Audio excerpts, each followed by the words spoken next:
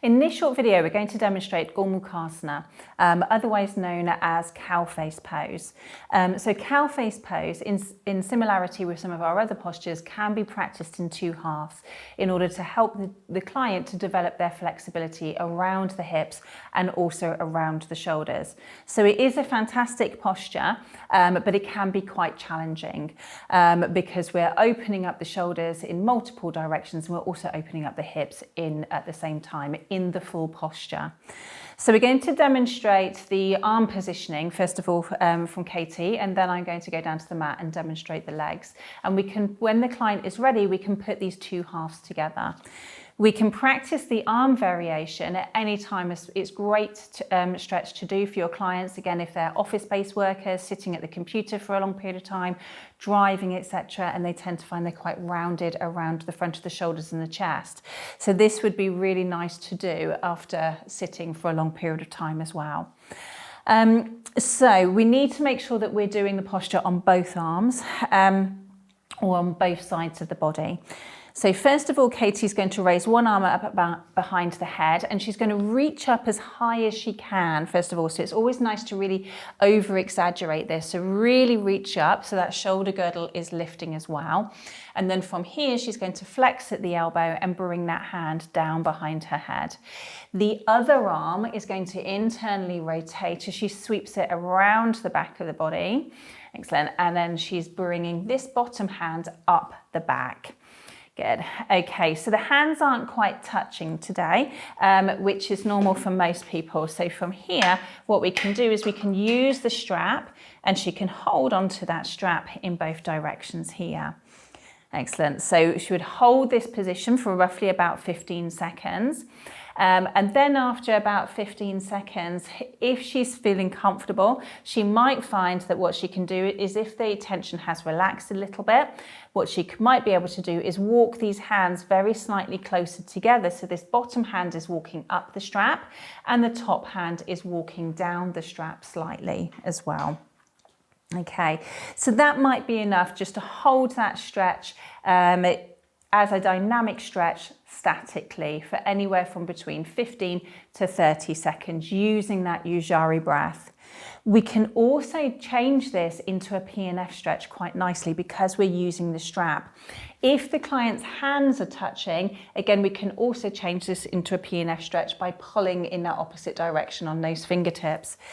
So again, 15 seconds first of all to allow that myotatic stretch reflex to release. Then from here, we can create that resistance for the PNF stretch by Katie's going to pull down with this hand and she's going to pull up with this hand. There's no movement, but she's contracting the top arm and contracting the bottom arm at the same time.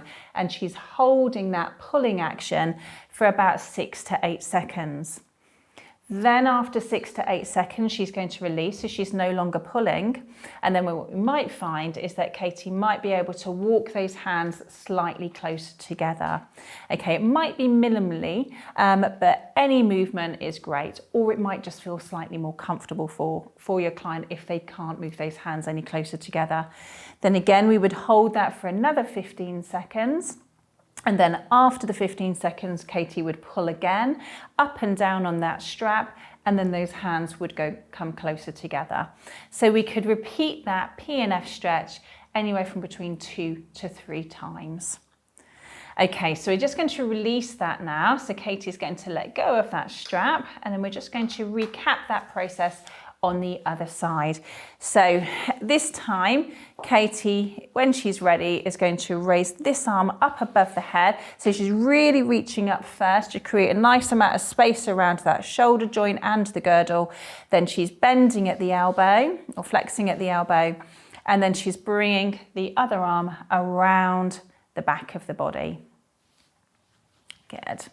Okay, and what you'll find with most of your clients is there's going to be a difference on one side of the body compared to the other side of the body. Then I'm giving her that strap, and then again, so from here, Katie could hold that for anywhere from between 15 to 30 seconds as a static developmental stretch, or she could utilize that PNF principle here as well to help to increase that range of motion around the shoulder area.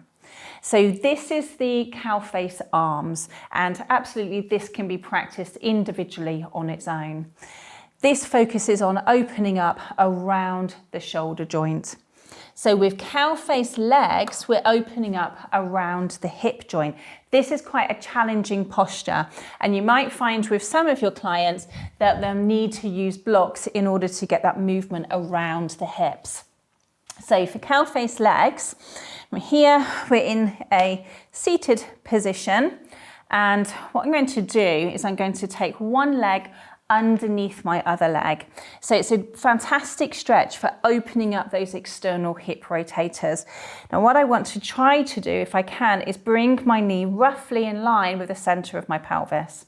Okay, my bottom foot slightly away from the outer edge of my hip. Then from here, I'm bringing my top leg over, and I'm working on bringing these knees in line with one another.